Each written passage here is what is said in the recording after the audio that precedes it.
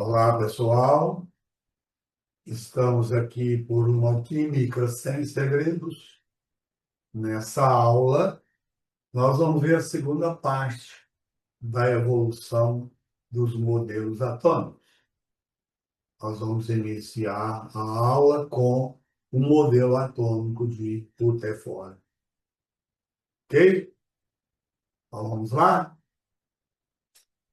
Aí, Rutherford, em 1911, ele realizou um experimento utilizando partículas alfa. Já se sabia que as partículas alfa tinham carga positiva. Então, o que que ele fez? Ele pegou, na realidade foi ele que fez isso, né? Foram dois alunos dele que faziam doutorado, ele era o orientador. Então, esses dois alunos dele, Gardner e Marley, fizeram essa pesquisa, esse trabalho de doutorado, e ele era o orientador, então, coitadinho dos dois, né? O nome deles não aparece, né? Só vem o modelo de Rutherford. Mas isso é porque ele era o orientador desses dois estudantes da época, certo? Então, o que que eles fizeram? Pegou o cilindro de chumbo, porque eles precisavam de um feixe de raios partículas alfa. Então, ele pegou um bloco de chumbo, fez um buraco e colocou material radioativo lá dentro, um material alfa emissor, que emitia partículas alfa. Aí colocou uma lâmina de ouro, certo? Essa lâmina de ouro, por que que usou ouro, não usou outro material? Porque ele precisava de uma lâmina muito fina, para que a espessura da lâmina não interferisse no experimento, né? E como as partículas alfa não eram visíveis, ele colocou esse anteparo aqui, com a película pintada com sulfeto de zinco, que é um material onde, quando a partícula alfa batia, emitia luz. Eu não via a partícula alfa, mas eu via a luz emitida por essa partícula alfa.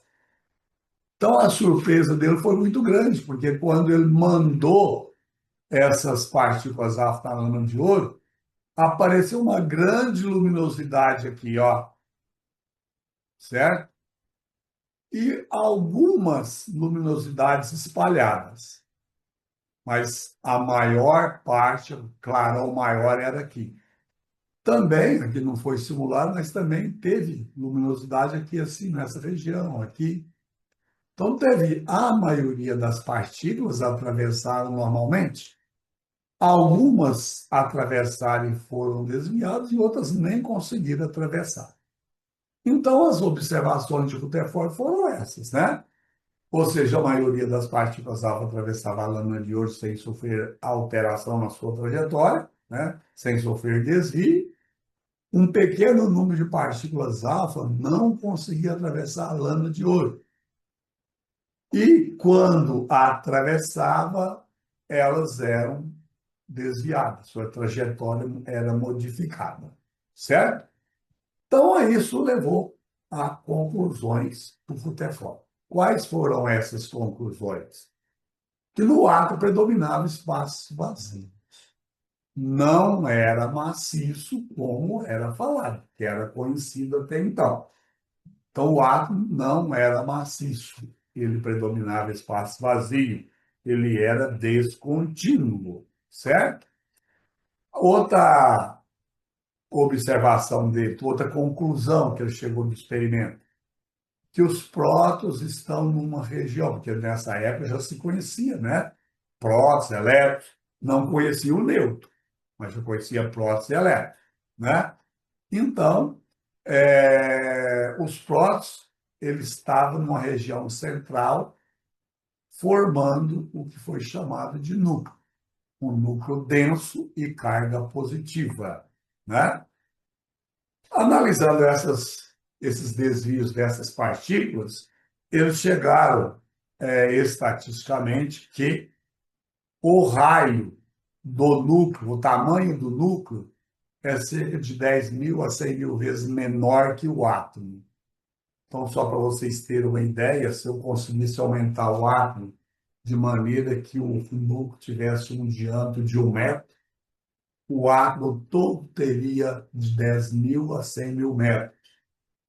E o que era maciço é só esse 1 metro, o resto é tudo espaço vazio, certo?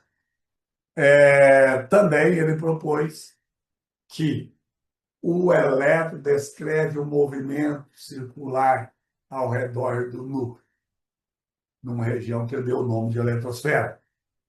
O porquê? O que que levou Rutherford chegar a essa conclusão, deduzir isso daí?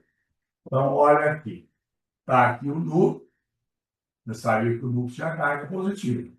Está aqui a eletrosfera, né? Onde está o elétron, certo? Então, sabe-se que o núcleo é positivo, sabe-se que o elétron era negativo. Então, se o núcleo é positivo, o elétron é negativo, então existe uma força de atração aqui, ó. Não é isso? Então, essa força de atração ia fazer o elétron chocar com o núcleo. É impossível. O átomo seria estável. Então, para não acontecer esse choque, precisa de ter uma força contrária de igual intensidade, para ele manter a sua trajetória circular. Então, foi por isso que ele concluiu que, ele sugeriu que o elétron realizasse o movimento circular ao redor do núcleo. Porque quando esse movimento existe, aparece uma força centrífuga, que é essa força aqui para fora, né? E essa força equilibra com a força eletrostática, da ação eletrostática núcleo-elétron. Então, foi isso que ele deduziu, né? Por isso, ele disse que o elétron deveria estar girando ao redor do núcleo em órbitas circulares, certo? Então, aí houve um grande problema. Primeiro, está aqui o modelo de Rutherford, tá vendo? O núcleo, onde tinha os prótons, na época não era conhecido os nêutrons, né? Aí o núcleo está aqui, e em volta do núcleo tinha os elétrons, que é a eletrosfera. Então, esse era o modelo. Aí aconteceu um probleminha, né? O Rutherford disse que o elétron estava em movimento, não é? Já era provado que todo corpo eletrizado em movimento perde energia, certo? Se perde energia, perde movimento. Se a velocidade diminui, a força centrífuga diminui. Aí o elétron iria descrever o movimento em espiral. Porque para que ele mantivesse a sua trajetória, a força centrípeta tinha que ser igual a centrífuga. Mas se o elétron perde energia, essa força centrífuga ia diminuir. Aí ele ia descrever esse movimento em espiral até chocar com o núcleo para ser estável. Isso não era possível. O átomo não era estável, estava aí para todo mundo ver. Só que o Rutherford não conseguiu resolver esse problema. Quem resolveu esse problema para ele foi Bohr, Niels Bohr. O que Bohr fez? Ele aplicou conceitos da física quântica. E o modelo atômico é o modelo de Bohr, também chamado de modelo de Rutherford-Bohr. Esse modelo ele está baseado na quantização de energia. Bohr aqueceu gás e hidrogênio, e aí, ao aquecer gás e hidrogênio, nós já falamos que todo elétron, quando aproxima do núcleo, emite energia. Quando emite energia, surge um espectro, né? Dependendo do salto que o elétron dá, o comprimento de onda vai ter um valor, o que caracteriza as diferentes cores, ok? Então, olha aí, ó, tá vendo? Aqui nós temos uma cor, aqui outra, tá vendo? Então, isso prova que o espectro não é contínuo, ele é descontínuo. Ou seja, a energia ela é emitida em pacotes. Cada pacote vai originar uma dessas cores, certo? Então, em 1913, Bohr lançou, resolveu criar o seu modelo através de uns postulados, lógico, baseado na teoria de Planck, que dizia que a energia era absorvida ou emitida em pacotes, né? Certo? Então, para lançar esses postulados, Bohr associou, ele relacionou o núcleo atômico proposto por Rutherford com a quantização de energia proposta por Planck. E dessa associação, ele tirou os seus postulados. Então, o primeiro postulado de Bohr dizia o seguinte, que o elétron ao redor do núcleo do seu movimento, o seu movimento está associado a uma certa quantidade de energia, certo? E essa quantidade de energia não muda. O elétron ocupa sempre uma órbita específica, dependendo da energia que ele tem. Essa energia é o que a gente fala de energia quantizada, certo? Beleza. O segundo postulado diz que quando o elétron está em movimento numa determinada órbita, ele não emite nem perde energia. Ou seja, ele está na sua órbita estacionária. Tá? Então, a energia, o elétron numa mesma órbita, a energia é constante. Certo? O terceiro postulado. O elétron só emite ou absorve energia quando ele salta de um nível para outro. Nível de energia. Foi aí que surgiram os níveis de energia, né? As camadas eletrônicas, K, L, M, N, O, P, Q. Esses são os vários estados estacionários de energia, certo? O quarto postulado, os saltos quânticos explica as linhas do espectro do hidrogênio, certo? O que é essas linhas do espectro de hidrogênio? Aquelas emitia em pacote da uma linha, outro emite outra linha, certo? Ou seja, como o hidrogênio só tem um elétron, era para ele ter uma emissão só, emitir uma só. E ele emitiu vários, né? Então, você viu lá na tela anterior as diferentes cores que apareceram, né? Então, aí, o quinto postulado vem lá, né? Quando o elétron absorve energia, ele passa de uma órbita estacionária mais externa, ele vai para uma órbita estacionária mais externa, quando ele absorve. E quando ele perde energia, ele aproxima. Então, esse é o salto que acontece, né? Então, tá aqui, ó. Nós temos aqui o elétron. Se esse elétron ganha energia, ele afasta do núcleo. Aí ele está no estado ativado. Se ele perde energia, ele aproxima-se do núcleo. Tá certo? Isso aí explica justamente, né, as cores emitidas, por exemplo, pelos fogos de artifício. Né? Quando o elétron volta, emite ondas eletromagnéticas de comprimento diferente. Então, aí surgem as cores, certo?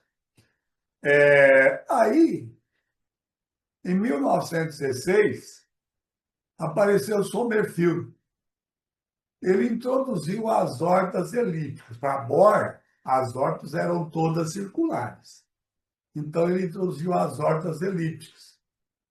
Essa proposta de Sommerfeld, né, foi justamente um aprimoramento, né, uma melhoria, uma evolução do modelo de Bohr, né?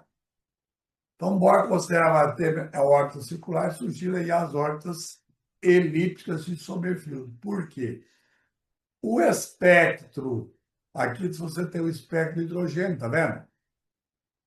Lembra lá? Aqui é um salto quântico, aqui é outro, tá vendo? Ondas diferentes, tá vendo? Cores diferentes. Aí o Mercúrio, você já tem, tá vendo? Você tem linhas menores, mais próximas. Aqui, essa está mais distante dessa. Tá vendo? Aqui é a mesma coisa, ó. Então, analisando essas linhas, ele disse que essas linhas menores aqui era que compunha as linhas de Bohr. Então, segundo Bohr, saltava de um nível para outro, do nível K para o nível L, do nível M para o nível O, certo? Mas aí Somerville disse o seguinte, que dentro do nível O, por exemplo, a camada O, existem saltos menores, né? Que produz essas linhas mais próximas aí, né? Então, aí surgiu a ideia, né, do subnível de energia. As diferentes excentridades dessas linhas, quer dizer, o distanciamento dela do núcleo, né, foi chamado de subníveis, que foi representado pela letra S, P, D e F, certo? Essas letras aí, elas foram tiradas, foram inspiradas nas linhas espectrais atômicas. Palavra em inglês usada chamada chave principal, difusa e fundamental. Então, as diferentes linhas recebiam esses nomes. Então, está aqui o núcleo. Então, aqui eu tenho o subnível S, né? Que tem, é o único circular. Aqui você já viu, ó, subnível P, a excentridade já não é a mesma, aqui é a mesma, tá vendo? Aqui está mais próximo que aqui. Olha lá, subnível D, subnível F, né? Então, quanto maior a excentridade, maior a distância, maior seria a energia. Isso quer dizer, então, que o subnível S tem menos energia que o subnível P menos energia que o D, e o F menos energia que o D, mais energia que o D, ok? Beleza? Então, está aí, né, os modelos atômicos. O modelo de Dalton, 1808, o modelo de Thomson, 1897, o modelo de Rutherford, 1911, o modelo de Bohr, em 1913, certo? São os modelos atômicos, né? Bola de bilhar, pudim de passe, modelo planetário, né? Aqui nós temos alguns links, se vocês quiserem assistir alguns vídeos falando sobre essa evolução dos modelos atômicos, está aí para vocês, ok? Beleza. Então, aí nós concluímos o estudo dos modelos da evolução dos modelos atômicos. Gostou dessa aula? Então, curte, compartilhe com seus amigos e não se esqueça de inscrever no canal e ativar as notificações. Um grande abraço, fiquem com Deus. Tchau, tchau.